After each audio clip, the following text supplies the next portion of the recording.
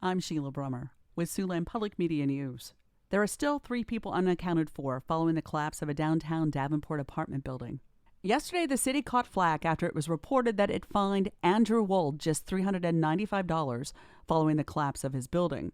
But Davenport City Attorney Tom Warner said the amount is immaterial. The focus is on what it allows the city to do. When we bring that building down, it's going to be costly.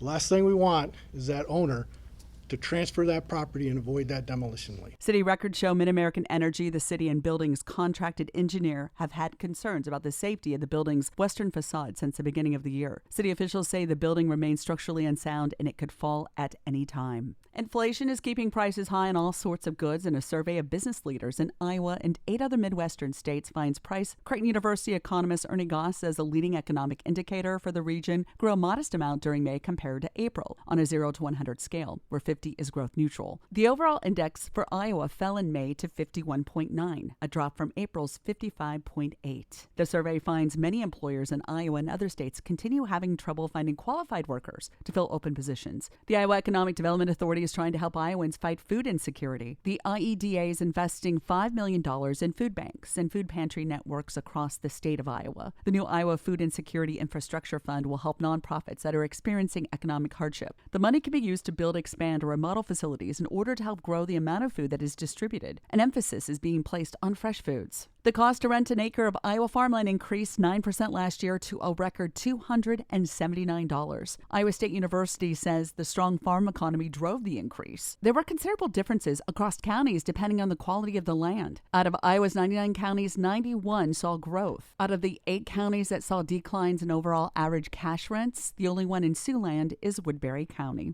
And Iowans who are passionate about preserving their community's history and historic buildings are meeting today in Sioux City for the start of a 3-day Preserve Iowa Summit. A spokesperson for the Iowa Department of Cultural Affairs says the meeting is held in different cities each year, and it features expert presentations, workshops, and tours, and teaches participants new ways to preserve Iowa's past for the future. The Warrior Hotel is hosting the event with tour destinations at the Sioux City Railroad Museum, the 4th Street Historic District, and the Woodbury County Courthouse. For Siouxland Public Media News, I'm Sheila Brummer. Have a good afternoon and thanks for listening.